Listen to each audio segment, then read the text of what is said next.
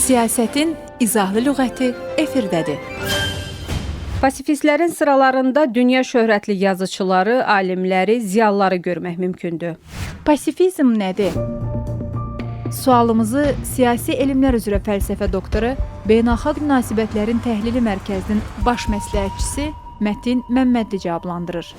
Pasifizm münaqişələrin və problemlərin zorakılıq və müharibə yolu ilə həllinə qarşı çıxan fəlsəfi və siyasi bir baxışdır. Pasifistlər müharibənin, zorakılığın və hərbi əməliyyatların mənəvi cəhətdən yanlış olduğunu və heç bir halda əsaslandırıla bilməyəcəyini iddia edirlər. Pasifizm yalnız hərbi münaqişələrə deyil, eyni zamanda məişət zorakılığı, siyasi repressiyalar və hər cür zorakı təzyiq formalarına qarşı çıxır. Misal üçün, Mahatma Gandhi kimi tarixi şəxsiyyətlər pasifizmi siyasi mübarizə vasitəsi kimi istifadə etmiş və müstəmləkəçilik rejiminə qarşı mübarizədə dinc müqaviməti seçmişlər. Pasifizm fərqli formalarda təzahür edir. Tam pasifizm hər növ zorakılığı rədd edir. Hətta özünü müdafiə məqsədi ilə belə tam pasifistlər zorakılığı qəbul etmir. Qismən pasifizm isə yalnız hücum məqsədi ilə zorakılığı rədd edir, lakin özünü müdafiə və ya məhdud humanitar müdaxilələri məqbul hesab edə bilər. Həmçinin bəzi pasifistlər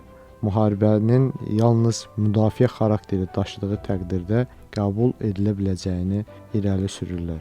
Pasifizm təkcə fərdi etika deyil, eyni zamanda siyasi hərəkatdır. İkinci Dünya müharibəsindən sonra Birləşmiş Millətlər Təşkilatının yaradılması və münaqişələrin sülh yolu ilə həlli mexanizmlərinin inkişaf etdirilməsi pasifizmin siyasi ideyalarının qlobal səviyyədə qəbul edilməsinin nəticəsidir.